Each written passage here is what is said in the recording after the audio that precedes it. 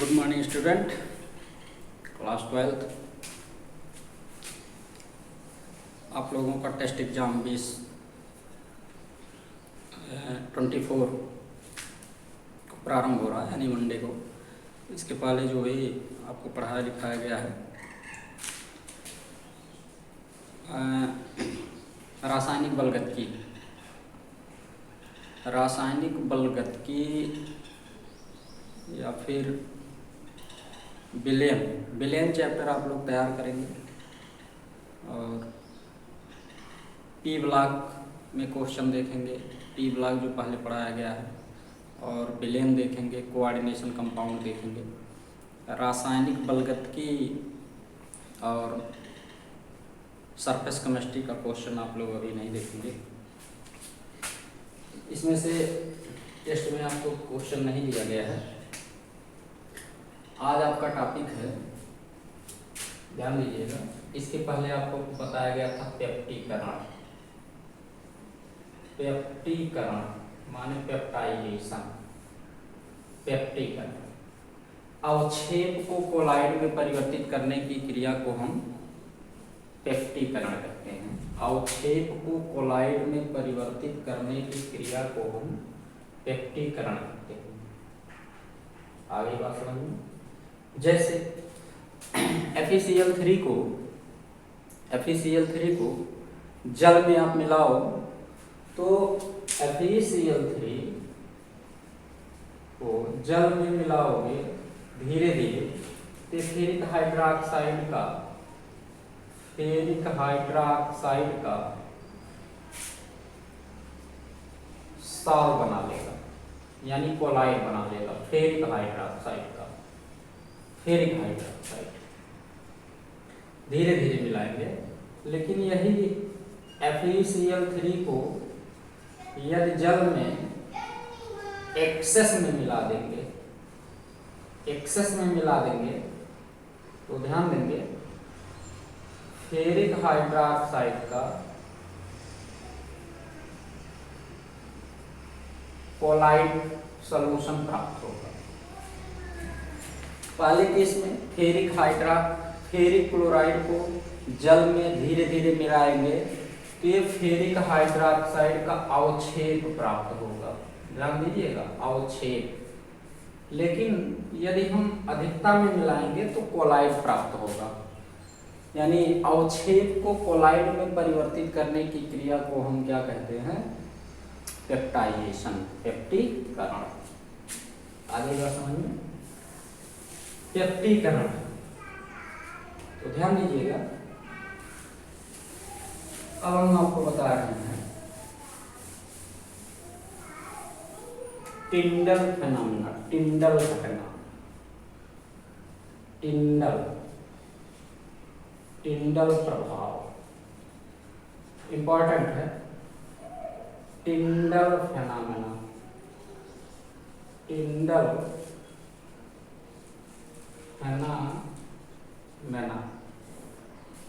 घटना।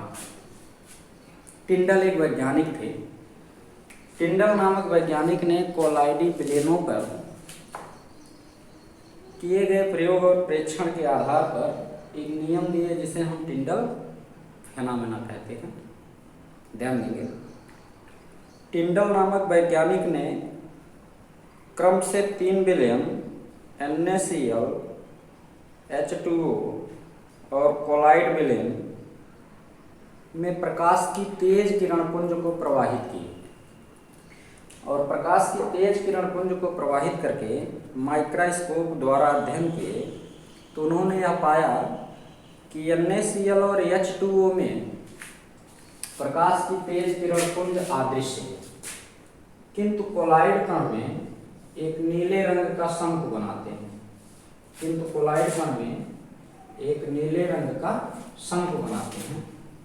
जिसे हम टिंडल फेनोमेना कहते हैं। देखिए, पुनः सुनिए,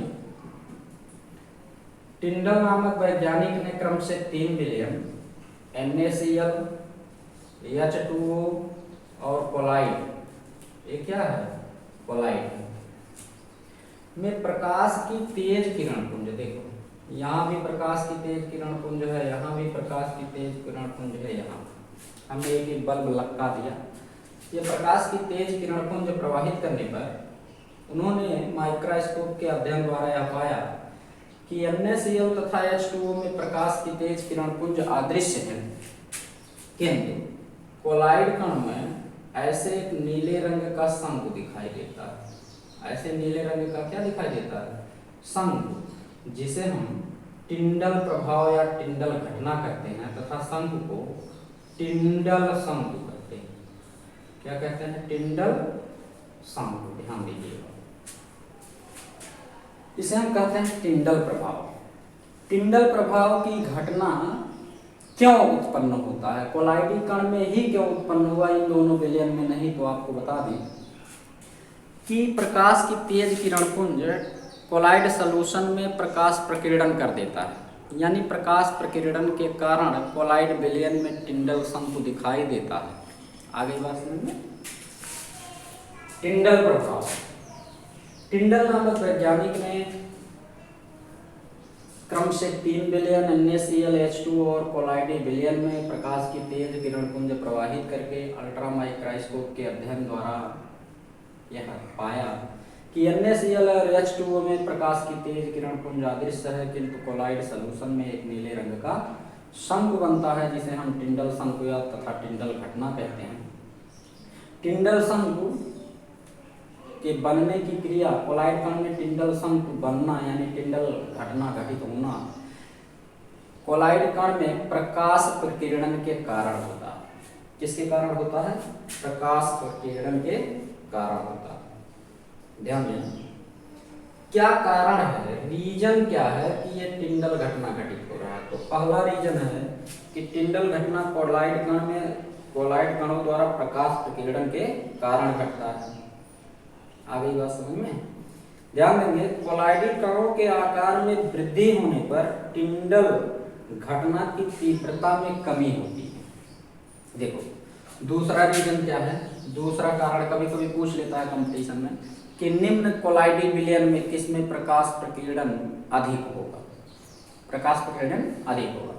तो ध्यान देंगे, कोलाइड कण छोटे छोटे कणों से मिलकर बने होते हैं और कोलाइड कणों में विलय कणों की संख्या अधिक होती है।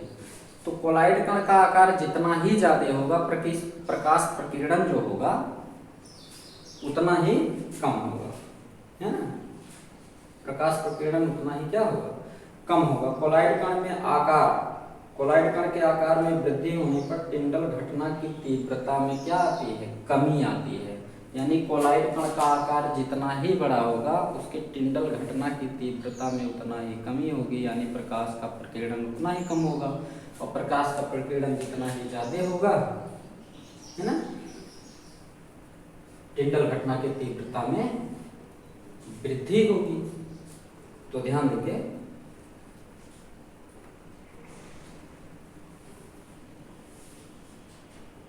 अब नंबर आता है आपका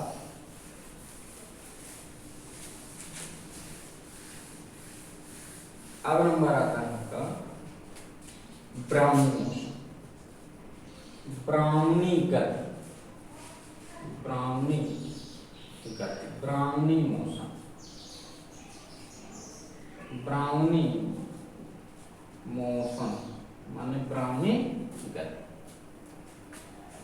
ब्राउनी गति क्या है? ध्यान देंगे, ब्राउनी नामक वैज्ञानिक ने कोलाइडी विलयन में अध्ययन द्वारा यह पाया कि कोलाइड कण इधर उधर की गति करते हुए दिखाई देते हैं, जिसे हम जिगजैग मोशन कहते हैं। इधर उधर की गति करते हैं, इसे हम ब्राउनी गति कहते हैं। ध्यान दें, जैसे ये है एक कंटेनर है, इसमें कोलाइड कण है, तो कोलाइड कण जो होते हैं आपस में ऐसे ऐसे ऐसे ऐसे गति करते दिखाई देते हैं, इधर उधर की गति करते दिखाई देते हैं, जिसका अध्ययन ब्राउनी नामक वैज्ञानिक ने किया था, जिसे हम जिगजैग मोशन कहते हैं। जिगजैग मोशन कहते हैं, है ना? एक बार पुनः समझेंगे ब्राउनी गति क्या है। ब्राउनी नामक वैज्ञानिक ने कोलाइडी विलयनों पर किए गए प्रयोग और प्रेक्षण के आधार पर यह पाया कि कोलाइड कण आपस में इधर उधर की गति करते दिखाई देते हैं, जिसे हम ब्राउनी गति कहते हैं, जिसे हम ब्राउनी गति कहते हैं या जिगजैग मोशन कहते हैं। ध्यान रखिए, ब्राउनी गति।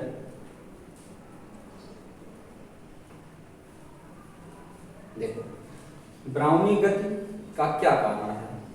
कोलाइड कण की यह गति प्रक्षेपण माध्यम के कणों द्वारा कोलाइडल कणों पर लगातार टक्कर होने के फलस्वरूप उत्पन्न होता है। कारण क्या है इसका? ध्यान देंगे, क्या कारण है कोलाइड कण इधर उधर की गति करते हैं? तो कोलाइडी कण पर परिक्षेपण माध्यम के कणों का टक्कर होने के कारण ऐसा होता है। पहला कारण क्या है? कोलाइड कण इधर उधर की गति क्यों करते हैं? क्योंकि प्रक्षेपण माध्यम के कण कोलाइड कण पर लगातार क्या करते हैं? टक्कर करते हैं। आगे बात समझ में, कोलाइडल कणों की साइज कम करने पर ब्राउनी घटना की तीव्रता में वृद्धि होती है ना। कोलाइड कण की साइज देखो, कोलाइड कण का आकार जैसे मान लिया 10 एंगस्ट्रॉम है, तो 10 एंगस्ट्रॉम के कण पर ब्राउनी घटना की तीव्रता बहुत ज्यादा होगी, और 50 एंगस्ट्रॉम के कण पर ब्राउनी घटना की तीव्रता क्या होगी? कम होगी। यानी कोलाइड कण का आकार जितना ही कम होगा, ब्राउनी गति की तीव्रता उतनी ही क्या होगी? अधिक होगी। आई बात समझ में? कोलाइड कणों की साइज में वृद्धि करने पर ब्राउनी गति की तीव्रता में कमी होती है। भाई सेम निष्कर्ष है। 50 एंगस्ट्रॉम के कणों की गति, ब्राउनी गति कम है, और 10 एंगस्ट्रॉम के कणों की ब्राउनी गति तीव्र है।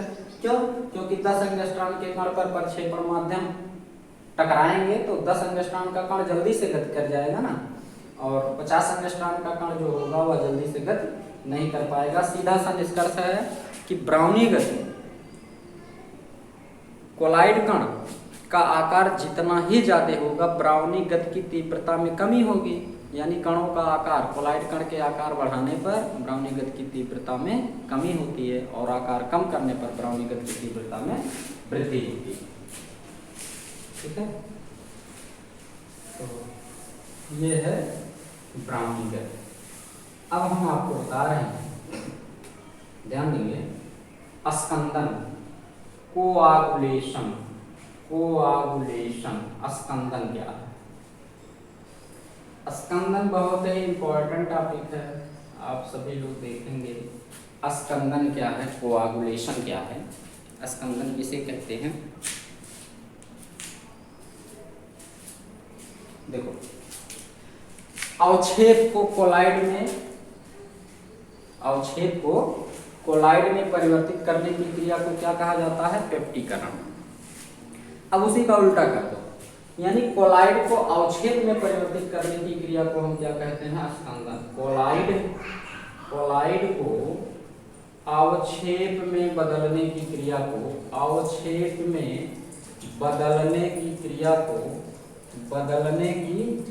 को स्कंदन कहते हैं। ठीक, अवक्षेप को कोलाइड में बदलने की क्रिया को स्कंदन कहते हैं। जैसे मान लिया ब्लड एक प्रकार का कोलाइड है, और हम आपको पहले बता चुके हैं कि कोलाइड कण धन या ऋण आवेशित होते हैं। दोनों आवेश नहीं होता, या तो धनावेशित होंगे या तो ऋणावेशित। जैसे ब्लड हमारा ऋणावेशित है, ब्लड क्या है? ऋणावेशित है। अब ब्लड को स्कंदित करना है, यानी थक्का जमाना है, अवक्षेप में परिवर्तित करना है, तो हम क्या करते हैं? ब्लड पर फिटकिरी लगा देते हैं। जैसे मान लिया कहीं कट जाए और ब्लड निकल रहा है, उस पर फिटकिरी रगड़ दें तो ब्लड हमारा क्या हो जाता है? बहना रुक जाता है, यानी ब्लड का क्या हो गया? स्कंदन हो गया। तो इस प्रकार कोलाइड को अवक्षेप में बदलने की क्रिया को हम क्या कहते हैं? स्कंदन कहते हैं। तो ध्यान दीजिएगा, कोलाइड कण धन या ऋण आवेशित होते हैं। कोलाइड कण धन या ऋण आवेशित होते हैं। जब उस कोलाइड में विपरीत आवेश मिला दिया जाता है तो कोलाइड कण क्या होते हैं? अवक्षेपित हो जाते हैं। इस पर हार्डी शुल्जे नामक वैज्ञानिक ने, ध्यान देना, हार्डी शुल्जे नामक वैज्ञानिक ने किए गए प्रयोग और प्रेक्षण के आधार पर एक निष्कर्ष निकाला जिसे हम हार्डी-सुलजे नियम कहते हैं। ध्यान दीजिएगा, हार्डी-सुलजे ला बहुत इंपॉर्टेंट है। हार्डी-सुलजे नियम, हार्डी-सुलजे नियम। जैसे ही परीक्षा में पूछा जाए हार्डी-सुलजे नियम, तुरंत समझ लेना कि कोलाइड को अवच्छेद में बदलना है, अन्य स्कंदन के बारे में पूछा जा रहा है। तो ध्यान दीजिएगा, हार्डी-सुलजे नियम। कोलाइड कण धन या ऋण आवेशित होते हैं, है ना। तो जैसे ही कोलाइड कण में विपरीत आवेश मिलाए जाते हैं तो कोलाइडों का क्या हो जाता है, अवक्षेपण हो जाता है। इस पर हार्डी-सुलजे नामक वैज्ञानिक ने 2 कोलाइडी विलयनों पर किए गए 2 से 3 कोलाइडी विलयनों पर किए गए प्रयोग और प्रेक्षण के आधार पर एक नियम दिया जिसे हार्डी-सुलजे नियम कहते हैं। तो ध्यान देना, इस नियम के अनुसार क्या है, इस नियम के अनुसार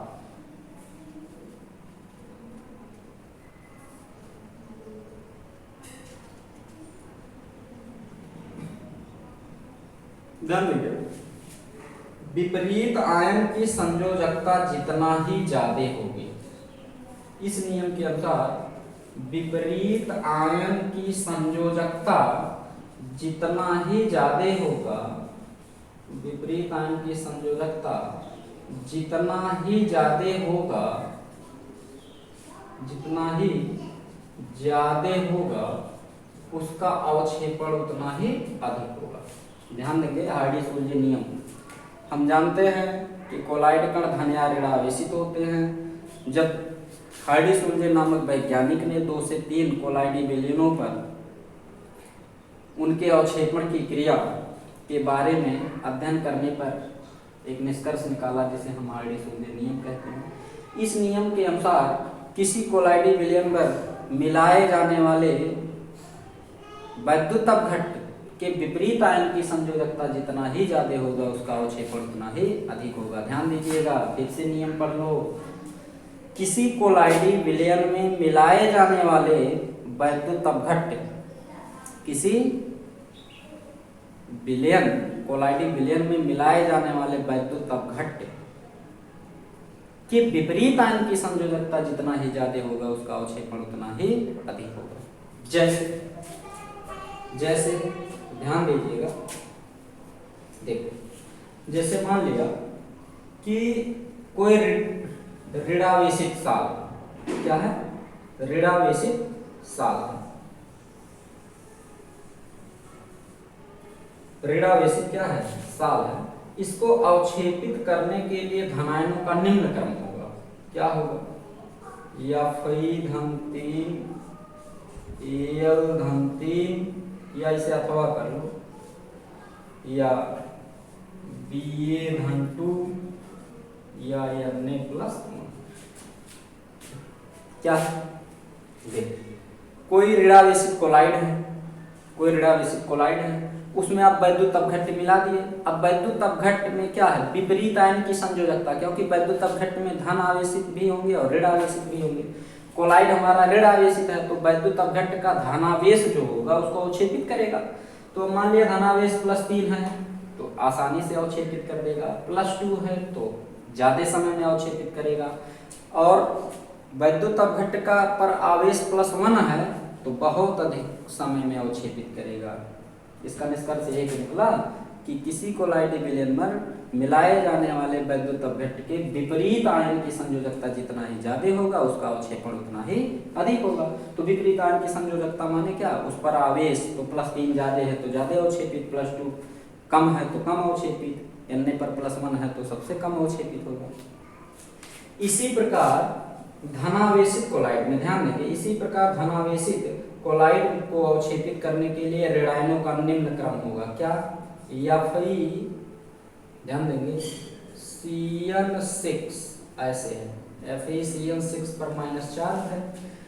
अब मान लिया ये PO4 -3 है, ध्यान देंगे, SO4 -2 है, Cl- है। अब ध्यान देंगे, कोई धनावेशित कोलाइड है तो FeCN6 पर -4 धनावेशित कोलाइड है, तो वैद्युत अपघट्य का कौन सा आवेश होना चाहिए? ऋणावेश होना चाहिए, तभी तो अवक्षेपित करेगा। तो ऋणावेश पर कितना ऋणावेश? -4 यानी इसकी संयोजकता 4, -3 इसकी संयोजकता 3, -2 इसकी संयोजकता 2, -1 इसकी संयोजकता 1। तो संयोजकता जितना ही ज्यादा होगा उसका अवक्षेपण उतना ही अधिक होगा। आगे बात समझ में। अब नंबर आता है आपका, ध्यान दीजिएगा, अब नंबर आता है आपका अस्कंदन के प्रकार। किसी कोलाइड विलय में अस्कंदन, कोलाइड को अस्कंदित करने का, कोलाइड के अस्कंदन का प्रकार, अस्कंदन का प्रकार। ठीक, कोलाइड का अस्कंदन के प्रकार मतलब कोलाइड पर किस कंडीशन में अस्कंदित हो सकते हैं, किस कंडीशन में अस्कंदित हो सकते हैं। तो इसकी व्याख्या आपको कल दिया जाएगा।